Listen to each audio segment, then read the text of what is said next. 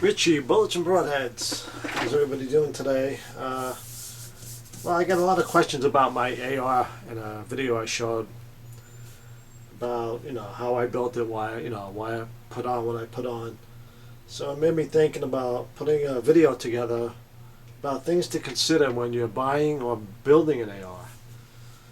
One of the biggest questions I get or people get concerned about is mil spec versus commercial. Is one better than the other? Not really. I mean, I like mil spec because that's pretty much what that means, is what the military specifies what they need or want. So I do go with mil spec, but is it better than commercial? No, I want to say it is. But if you do choose one over the other, consider the parts when you order parts. Make sure it is for commercial, especially regarding stocks. If you want to put a Magpul stock on, a commercial will not fit a mil spec. So that's one thing you want to consider. Now, my AR is a mid-length gas system, 16-inch barrel. That's another thing to consider, is what type of gas system you're going to get. What I mean by that is there's mid-length, carbine length, and rifle length. Ideally, the best for a 16-inch barrel is a mid-length gas system. It's just a stroke, basically, and it's a little less violent than a carbine length. Now, if you go with a 14.5-inch barrel, remember, if you do that, you have to get a pinned flash hider or muzzle brake to make it legally 16. So consider that. But a carbine length is ideal for 14.5-inch length barrel.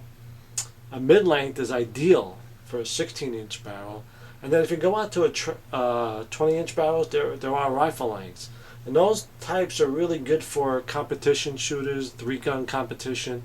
Those are ideal for that situation. Okay, so remember, rifle length, mid-length, and carbine length. And ideally, 16-inch barrel, mid-length is considered ideal for that. Some people say don't put a mid-length on a 14.5-inch barrel for reasons of cycling. I mean, I know people who have it, never had any trouble, but ideally a carbine length is ideal for 14.5-inch barrels. So that's one thing you want to consider. Barrels.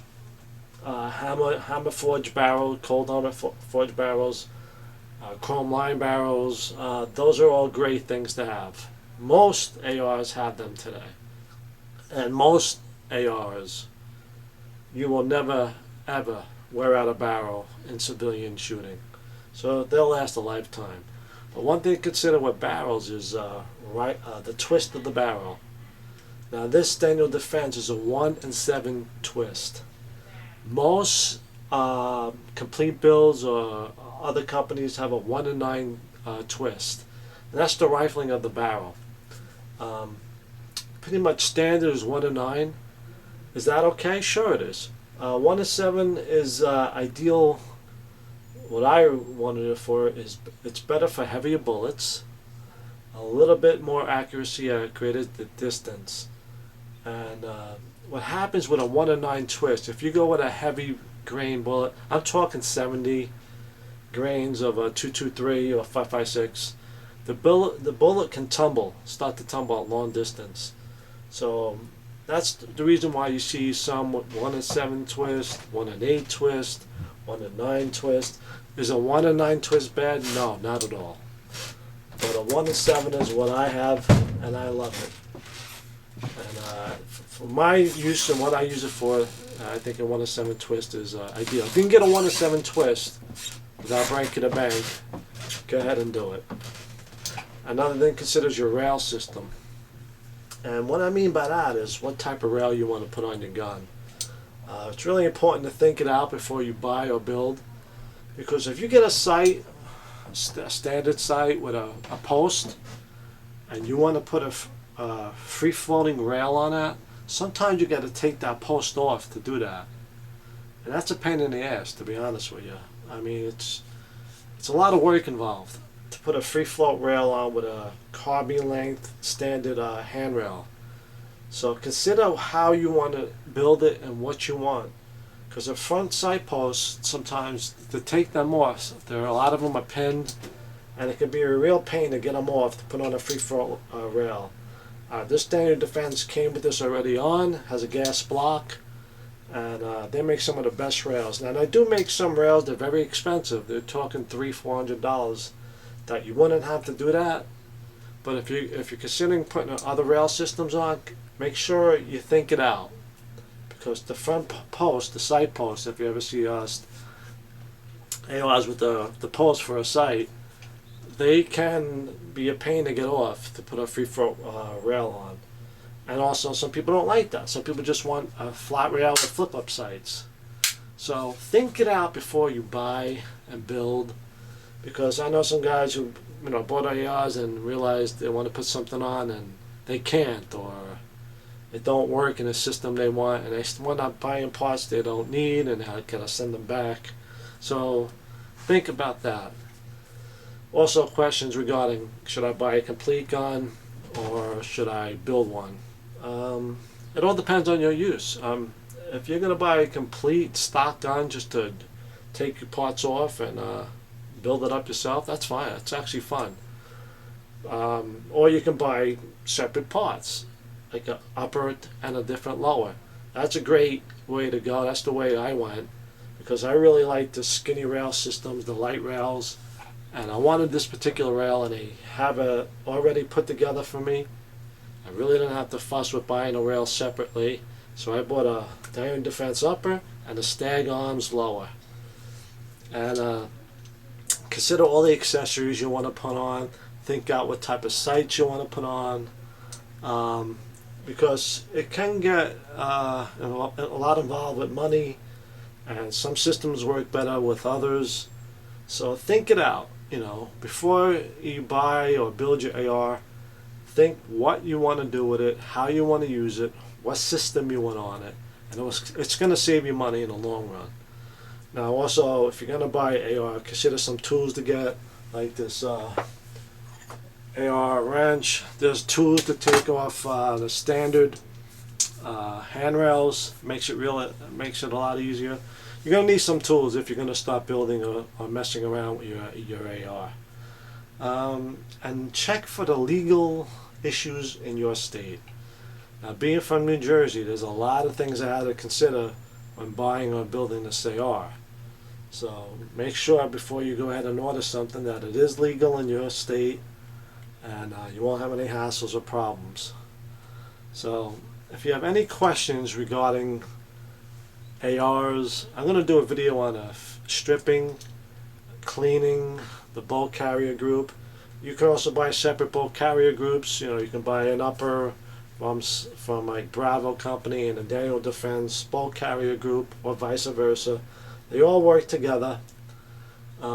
Just make sure it's, if it's a direct impingement, you get a DI carrier group. If it's a piston, you get a piston carrier group, because they are different. So that's another thing. Consider piston ARs. They're a little bit more money, or you can buy a DI gun and put a piston system in. Just think it out before you spend your money. Alright, if you have any questions, send me a message. I will get back to you and answer the best of my ability. I've been shooting ARs for a long time. I work on some of my friends' ARs.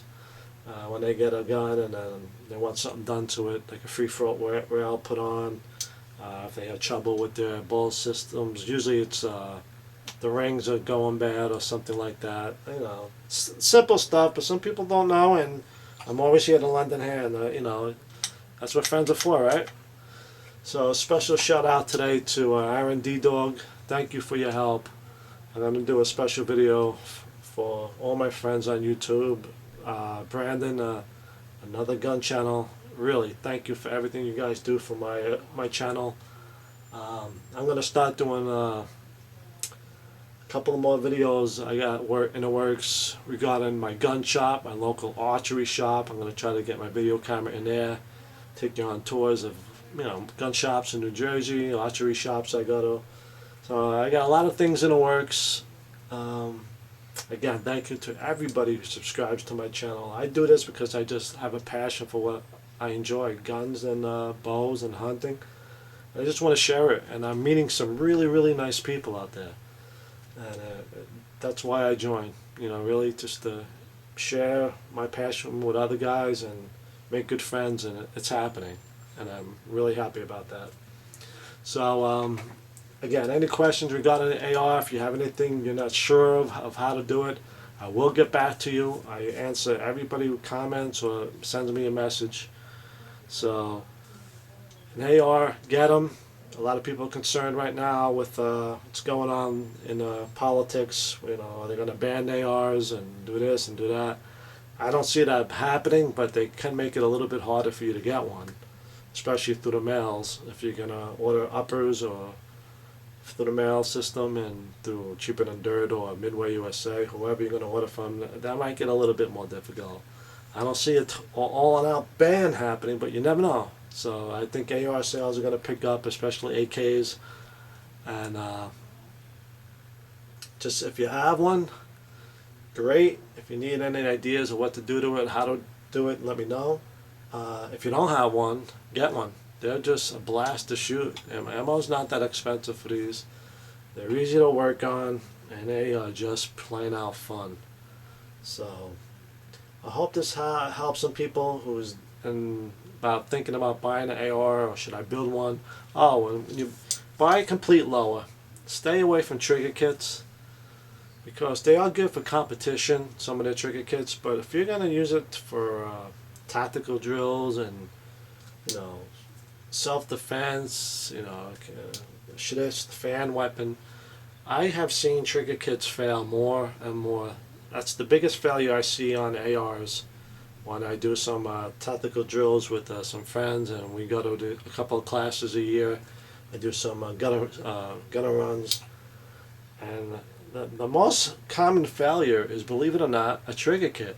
It's not the DI system, it's not fouling, or if you keep it lubed pretty good, and you know, you'll be fine with the bow carry groups. But the most common failures I see is triggers.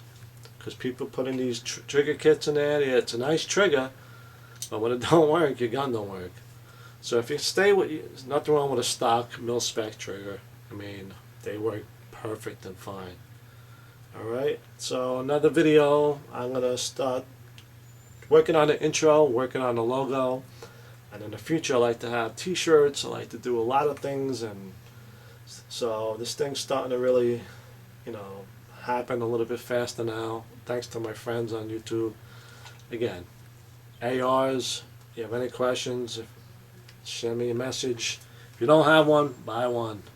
Can't go wrong with all the companies today. Spikes, Stag, DPMS. I can't recommend one over the other. I think that the cream of the crop are Bravo companies and Dango Defense when it comes to DI guns. Alright? So I hope you enjoyed this video. Over and out.